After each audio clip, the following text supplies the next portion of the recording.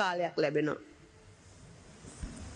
கௌரவ தலைமை தாங்கும் உறுப்பினர் அவர்களே, இன்றைய கைத்தொழில் அமைச்சு இண்டஸ்ட்ரியல் மற்றும் ஸ்போர்ட்ஸ் விளையாட்டுத்துறை அமைச்சின் கீழ் கிடைத்த வாய்ப்புக்கு நன்றிகள்.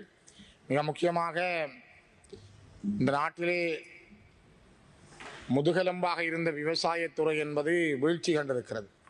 உலகத்திலே விவசாயத்துறையினுடைய வளர்ச்சிகள் வித்தியாசமான தொழில்நுட்பங்களோடு வளர்ந்து வருகிற பொழுது இலங்கையிலே விவசாயத்துறை என்பது மெல்ல மெல்ல படிப்படியாக வீழ்ச்சி கண்டிருக்கிறது.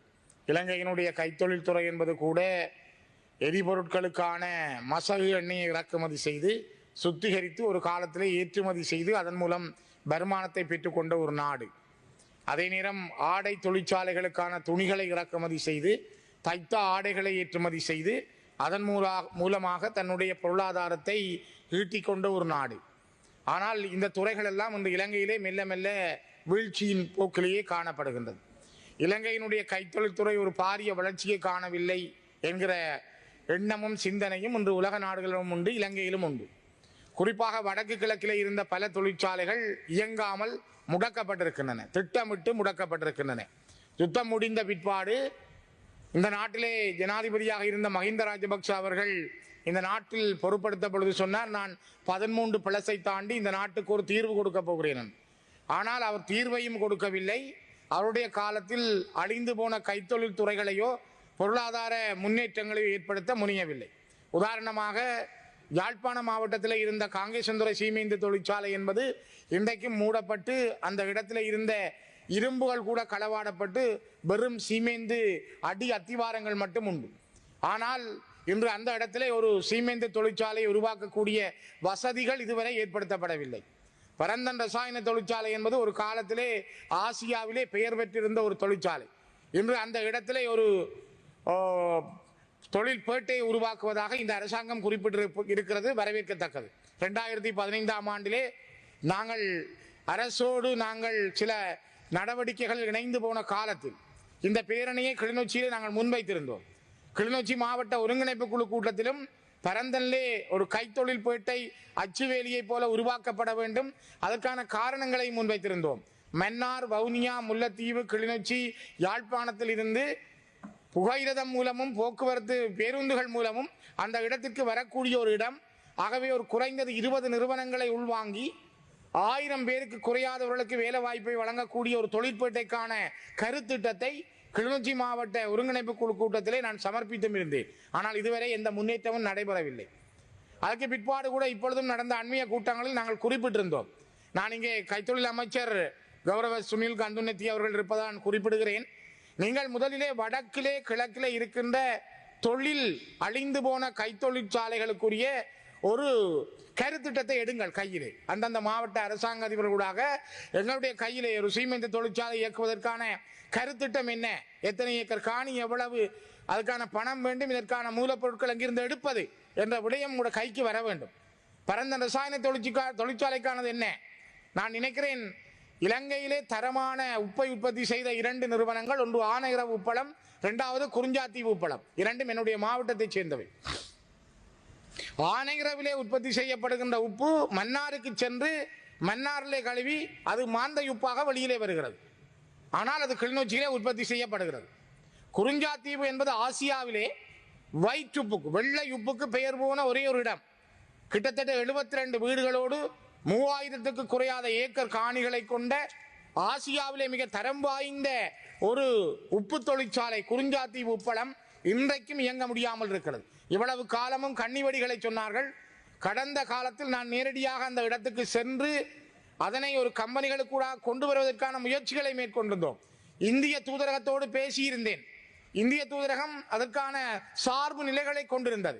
இப்பொழுதும் கூட இந்தியாவினுடைய தூதரகம், யாழ்ப்பாண துணை தூதரகம் கூட குறிஞ்சாத்தீவு உப்பளத்தை எடுத்து செய்வதற்கான ஒரு சாதகமான செய்திகளை சொல்லுகிறார்கள். அந்த அணுகுமுறையை கையாளுங்கள். நான் நினைக்கிறேன் இந்தியாவிடம் இருக்கிற தொழில்நுட்பத்தை பயன்படுத்தி குறிஞ்சாத்தீவு உப்பளம் என்பது ஆக குறைந்தது 2000 தமிழ் இளைஞர் யுவதிகளுக்கு நீங்கள் உடனடி வேலை வாய்ப்பை வழங்கக்கூடிய மிகப்பெரிய ஒரு களம். நாங்கள் கடந்த 2015 இருந்து இதுவரையும் பல்வேறுபட்ட முயற்சிகளை தனிப்பட்ட ரீதியாகவும் கட்சி ரீதியாகவும் மேற்கொண்டிருந்தேன். ஆனால் அது வெற்றி பெறவில்லை. அதே போல ஒட்டி சுட்டான் ஓட்டு தொழிற்சாலை அன்று இங்கு அமைச்சர் அவர்கள் சொன்னார், இப்பொழுது மெல்ல ஆரம்பிப்பதற்கான முயற்சிகள் நடைபெறுவதாக.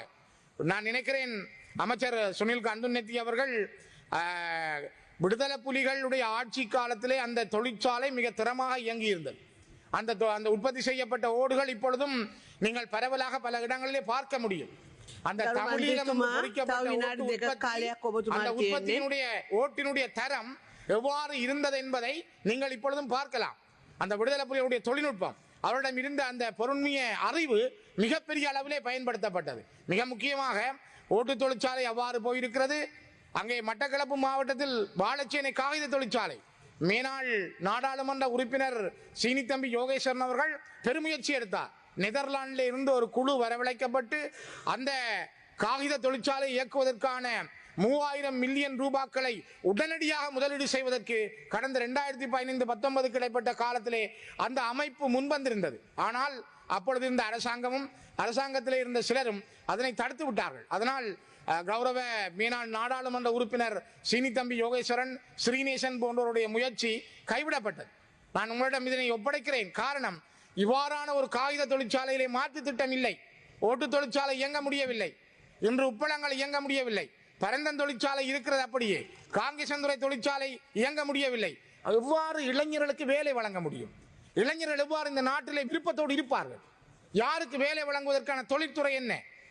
இளைஞர்கள் குறிப்பாக இப்பொழுது கிளிநொச்சியிலே மாகா விடியல் என்கிற 2 ஆடை உற்பத்தி தொழிற்சாலைகள் இயங்குவதால் காலையிலே கொஞ்சம் பேர் வேலைக்கு சென்று வருகிறார்கள். அதிலும் மெல்ல மெல்ல ஆட்குறைப்புகள் நடைபெறுவதாக அறிகிறேன். காரணம், அவர்களுக்கான ஓர்டர்ஸ், அவர்களுக்கான விருப்ப தேர்வுகள் குறைந்திருப்பதன் காரணமாக அந்த உற்பத்தி குறைவதனால் வேலையாட்களுக்கான நேரங்களும் குறைந்து கொண்டு செல்கிறது. இது அந்த இடத்துல இருக்கின்ற தொழில் துறைகளை பின்னுக்கு தள்ளி கொண்டு செல்கிறது. நாங்கள் முதலிலே உற்பத்தி துறையிலே வளர வேண்டிய நாடு, உற்பத்தி ரீதியாக அடையாளப்படுத்தப்பட வேண்டிய நாடு.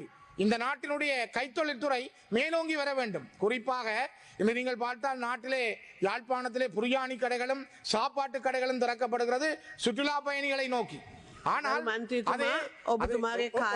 ஒரு நிமிடம், சுற்றுலா பயணிகளுக்கு சாப்பாடு கொடுப்பதற்கு புரியாணி கடை திறக்கப்படுகிறதே தவிர அந்த யாழ்ப்பாண மண்ணிலே இருக்கின்ற, மட்டக்களப்பு மண்ணிலே இருக்கின்ற, திருகோணமலை மண்ணிலே இருக்கின்ற, கிளிநொச்சி, வவுனியா, மன்னார், முல்லைத்தீவிலே இருக்கின்ற இளைஞர்களுக்கான வேலைக்கான களம் எங்கே திறக்கப்பட்டிருக்கிறது? சாப்பாட்டு கடைகளை திறப்பதால் வேலை கிடைக்குமா? இந்தியாவுக்கும் இலங்கைக்குமான பாலம் அமைக்கப்படுமா? அந்த அமைக்கப்பட்டால் அதனால் வரக்கூடிய லாபம் என்ன? அதற்கான வேலை திட்டங்கள் எந்த அளவில் இருக்கின்றன? இந்தியாவும் இலங்கைக்கும் இடையிலே, தலைமன்னாருக்கும் ராமேஸ்வரத்துக்கும் இடையில் ராமாயண காலத்தில் இருக்கின்ற அந்த பாலத்தினுடைய செயல்பாட்டை முன்னெடுக்கிறோம் என்று பேசப்பட்டதை தவிர இன்று வரை அது பேசாமல் இருக்கிறது.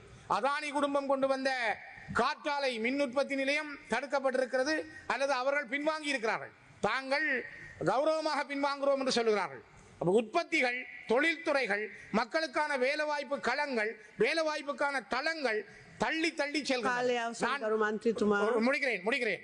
நான் இந்த அரசாங்கம் மீதோ அல்லது அமைச்சர்கள் மீதோ குற்றம் கூறுவதில் நோக்கம், கடந்த காலங்களில் இவை சரியாக கையாளப்படவில்லை. உங்களுக்கு தெரியும், நான் ஒரு அதிபராக ஆசிரியராக நான் சொல்லுகிறேன், ஒரு 5 ஆண்டுகள் நீங்கள் செய்கின்ற ஆட்சிதான் அடுத்த ஆண்டுகளிலே நாட்டினுடைய வளர்ச்சியை படம் போட்டு காட்டும். ஒரு பாடசாலையிலே ஆசிரியருடைய 5 ஆண்டு திட்டம் ஒரு பாடசாலையின் முன்னேற்றத்தை காட்டுவது போல 5 ஆண்டுகள் செய்யப்படுகின்ற ஆட்சி அடுத்த கட்டத்தை கொண்டு செல்லும். அதே போல உங்களுடைய ஆட்சி காலம் இந்த 5 ஆண்டுகள் எவ்வாறு முன்னேற்றத்தை தரப்போகிறது, அதற்காக எங்களாலான முயற்சிகளை, ஒத்துழைப்புகளை நாங்கள் வழங்க தயாராக இருக்கிறோம். தயவு செய்து இந்த தொழிற்சாலைகளுடைய தொடர்பிலே அதிகமான கவனம் செலுத்துங்கள் என்பதை மீண்டும் நான் பதிவு செய்கிறேன். நன்றிகள்.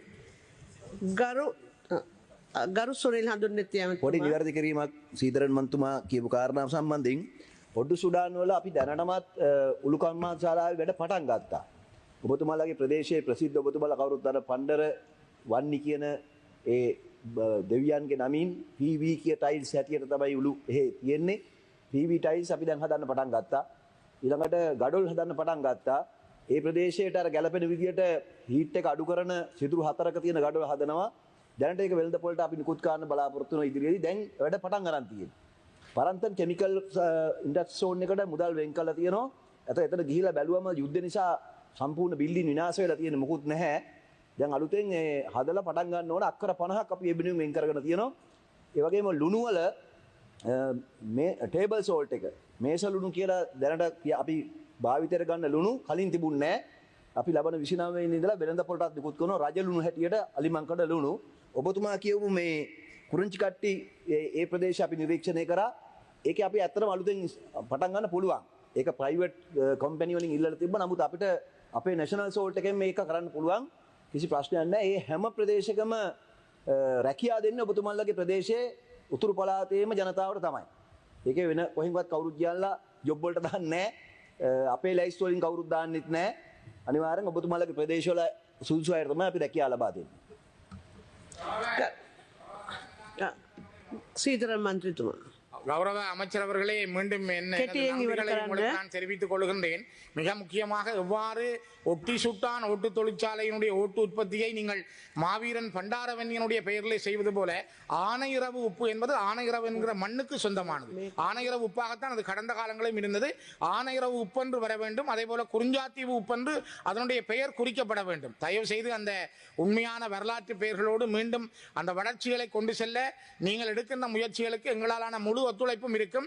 விரைவாக இவற்றை கொண்டு செல்லவும் கைத்தொழில் பேட்டையை விரைவாக நீங்கள் பரந்தனிலே ஆரம்பிக்கவும் நாங்கள் என்ன வழியில் உதவ முடியுமோ அதற்கு நாங்கள் காத்திருக்கிறோம்.